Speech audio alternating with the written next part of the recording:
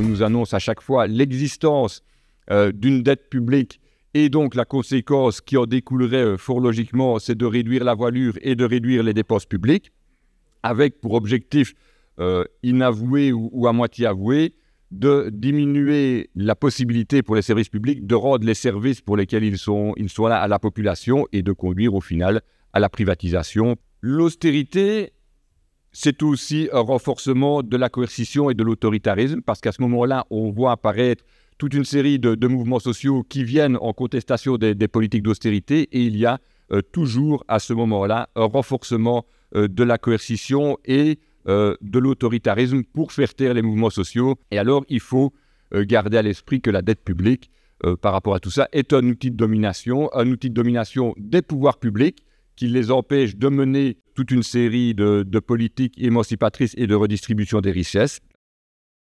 Le premier élément, c'est de considérer qu'il faut impérativement non pas réduire la voilure dans les services publics, mais augmenter les dépenses publiques. Les services publics, ce sont des éléments importants de création de richesses et donc d'évolution du PIB. Et puis, s'il faut augmenter les dépenses publiques, il faut également augmenter les recettes. Et pour augmenter les recettes, bien effectivement, il faut aller toucher les détenteurs de capitaux et les couches les plus aisées de la population. Différentes études maintenant mettent en avant le fait que la taxation des hauts revenus, etc., pourrait rapporter en Belgique entre 5 et 10 milliards. Alors, globalement, 5 et 10 milliards, c'est l'ampleur du plan d'austérité qui nous pend sur le nez et qui sera fait en réduction de dépenses. Il ne s'agit ni de racket ni du vol organisé, il s'agit simplement de justice fiscale. Et donc l'idée, c'est déjà dans un premier temps de voir qui détient notre dette au travers d'un moratoire sur le paiement des intérêts. Et puis après, quand on saura ça, on sera en mesure de créer le processus pour réaliser un audit public de la dette et à partir de là, prendre toute une série de mesures par rapport au paiement de la dette qui pourraient aller de la suspension du paiement à la restructuration de la dette, ou à l'annulation d'une partie de celle-ci. Alors après ça, il y a la nécessité de revenir aussi sur l'organisation financière et bancaire de l'Europe notamment. La Banque centrale européenne, une banque centrale, doit pouvoir directement financer les pouvoirs publics et donc la BCE doit pouvoir prêter directement, c'est ce qu'on appelle prêter sur le marché primaire et pas sur le marché secondaire, au pouvoir public. On doit faire de la finance un service essentiel et donc créer un pôle bancaire public qui permettra là aussi d'avoir un contrepoids par rapport à la prédominance du secteur privé en matière bancaire et financière. On a voulu essayer d'amener, nous, cette question-là en faisant le lien avec le monde du travail et en rappelant que les questions environnementales, c'était des questions sociales. La lutte, qui doit être une préoccupation des pouvoirs publics, contre la précarité énergétique et sociale, et là on demande une tarification progressive notamment de l'énergie, et l'importance des marchés publics. Actuellement, les règles de marché public, effectivement, quand on passe au marché public, c'est celui qui remet globalement le prix le plus bas qui empoche le marché, on doit mettre dans les marchés publics toute une série d'autres règles et d'autres critères qui vont permettre justement de développer toute une série de clauses environnementales et sociales.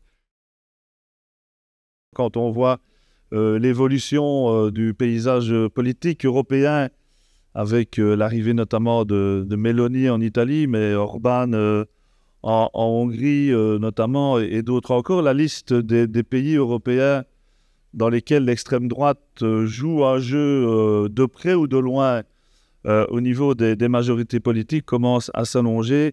Et évidemment, c'est une problématique dont nous, syndicalistes, devons nous saisir et surtout alerter nos militants et la population au sens le plus large des dangers, évidemment, de cette montée de l'extrême droite.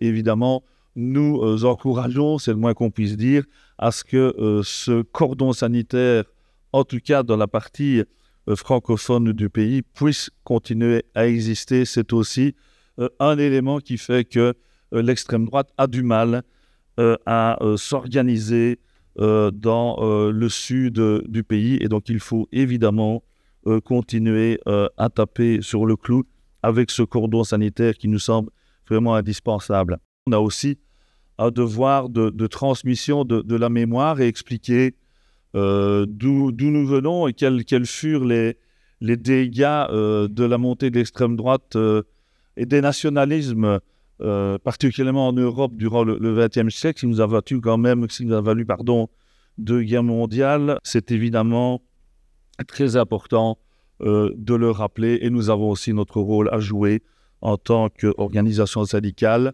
La promotion de la culture. La culture est aussi un des outils importants afin de contrer les idées de l'extrême droite. Rappelez aussi que le développement des services publics est aussi un élément qui peut jouer contre la lutte de l'extrême droite.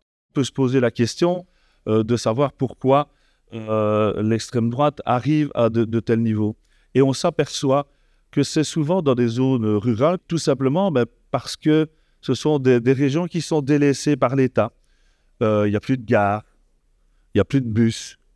L'hôpital est à une cinquantaine ou une centaine de kilomètres. Donc ça veut dire que l'État lui-même, par le rôle de ses services publics, a un rôle à jouer en continuant à développer les services pour ne pas que les populations, et souvent les populations les plus défavorisées, se retrouvent dans des positions d'abandon avec une tentation, il faut le dire, de voter pour des solutions simplistes, des solutions faciles. Je vous remercie, camarades.